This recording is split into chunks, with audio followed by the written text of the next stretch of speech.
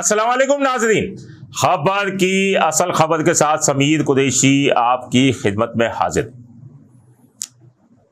कराची में एक बार फिर टारगेट किलिंग का स्विच ऑन हो गया है और इस बार निशाना और कोई नहीं, फिर पुलिस अहलकार निशाना बनने लगे हैं। गुज़िश्ता रोज भी गुलबर्ग के इलाके में फायरिंग से यूसुफ नामी पुलिस एहलकार को शहीद कर दिया गया।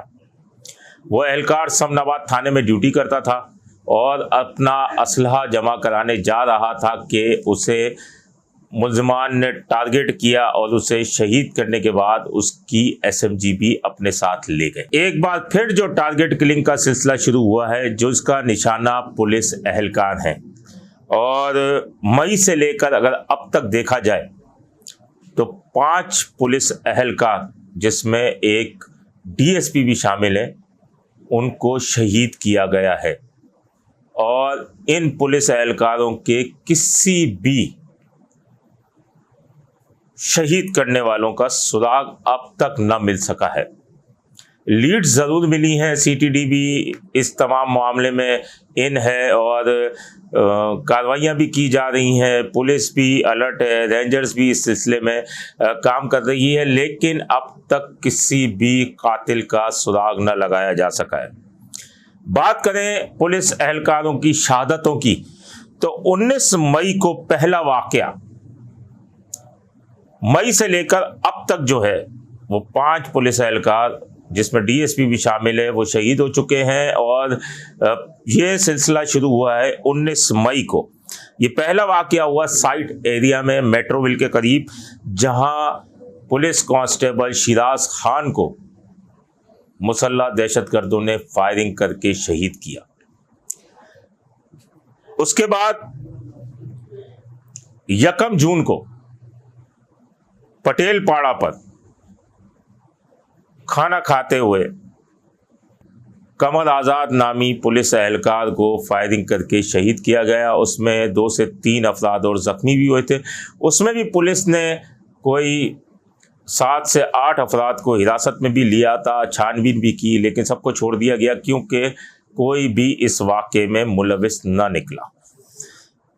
उसके बाद 3 जून को सोराबगोड जमाली पुल के करीब फायरिंग से एक सिपाही यासीन जो है उसे शहीद कर दिया गया और दूसरा सिपाही सलमान अब्बास जो है उसे ज़ख्मी किया गया। उसके बाद यकदम करीमाबाद पर 1 मुहर्रम को, मुहर्रम का चांद नज़र आया था कि DSP CTD अली रज़ा को शहीद कर दिया गया और उनका भी अब तक केस ट्रेस ना हो सका है। DIG CTD आसिफ एजाज शेख का ये कहना था कि उसका भी कुछ लीड्स मिली हैं, लेकिन ताहाल कोई भी गिरफ्तारी अमल में ना आ सकी है। जबकि अगर कहा जाए कि सुराग ही नहीं मिल सका, अब उनका तो कहना है लीड्स मिली है लेकिन सुराग ही नहीं मिल सका, तो असल बात तो ये है कि सुराग ही ना मिल सका। तो ये मई से लेकर अब तक 5 पुलिस एहलकारों ने, जिनमें अफसर भी शामिल है, जामे शहादत नोश किया है, लेकिन इसका किसी का भी केस हल ना हो सका। गुज़िश्ता रोज़ ही एडिशनल IG कराची जावेद ओडो ने अपने ओहदे का चार्ज संभाला और चार्ज संभालते ही अमन व अमान पर इजलास भी बुलाया और इजलास में मुख्तलिफ अहकामात भी जारी किए, किस तरह से करना है, उस तरह से करना है। तो उसके बाद जो है ये मालूम हुआ है कि पुलिस एहलकारों के लिए और अफसरान के लिए ये एक SOP आई है। ये SOP कोई नई नहीं थी, कि पुरानी भी थी, लेकिन इस पर अमल दरामद जो जब एकदम क्लिंक्स शुरू हो जाती हैं तो SOP सामने आ जाती है और जब ये हट जाती हैं तो SOP कोई भी नहीं करता कि वर्दी में कोई आएगा जाएगा नहीं, रूट बदल बदल के जाएंगे और भी बहुत सारी चीज़ें हैं कि इस तरीके से बुलेट प्रूफ जैकेट में होंगे। लेकिन मैं आपको एक और बात बताऊं कि रेंजर्स देखें, रेंजर्स की मोबाइल होती है, उसके आगे भी सिपाही 2 होते हैं मोटरसाइकिल पे, पीछे भी एक मोटरसाइकिल पे 2 सिपाही होते हैं। ऐसी SOP बनानी चाहिए, लेकिन फिर बात वहीं आ जाएगी, नफरी नहीं है। पता नहीं ये नफरी कहाँ जाती है और कहाँ से आती है। अगर आप बात करें बुलेट प्रूफ जैकेट्स की, तो थानों का हाल देख लें।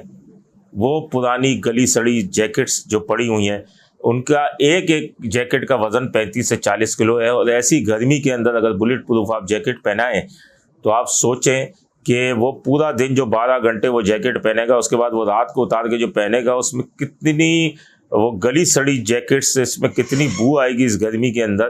तो इतनी एक नई नई जैकेट्स आ गई हैं फाइबर की, जो कि इतनी खूबसूरत जैकेट्स हैं, लेकिन समझ में नहीं आता बजट कहाँ जाता है। और असलहे की हालत आप थाने में देख लें तो आपको अंदाज़ा हो जाएगा। अब ये मेरी आवाज़ अगर अफसराने बाला तक जाएगी तो हो सकता है कि कल से असलहे की चेकिंग शुरू हो जाए, कोत की चेकिंग शुरू हो जाए। जो बुलेट प्रूफ जैकेट्स फटी हुई हैं उनकी भी, ये हेड मॉडलों पे सारी बुराई आएगी कि उन्होंने ही करना है, क्योंकि फंड ऊपर से किसी ने देना नहीं है। बजट बेशक ले लिया जाए लेकिन देना नहीं है और ये खा जाना है। तो ये फिर हेड मौलाना पर ही बुराई आएगी कि भाई आप भी वो बुलेट प्रूफ जैकेट बनवाएं, असला चेक करवाएं, ये तमाम चीज़ें जो सामने आएंगी। लेकिन अब बात ये है कि ये दोबारा टारगेट किलिंग का स्विच ऑन हुआ है, तो इससे कबल कि कोई फिर एक बड़ा नुकसान हो, तो उससे कबल ही हसास इदारों को चाहिए, रेंजर्स को चाहिए, पुलिस को चाहिए कि इस नेटवर्क को तोड़ें कि आखिर ये नेटवर्क कौन सा है जो कि फिर एक बार फिर पुलिस अफसरान को निशाना बना रहा है। अपने होस्ट समीर कुरैशी को इजाज़त दीजिए। अल्लाह निगहबान। Z110 न्यूज़, खबर की असल खबर।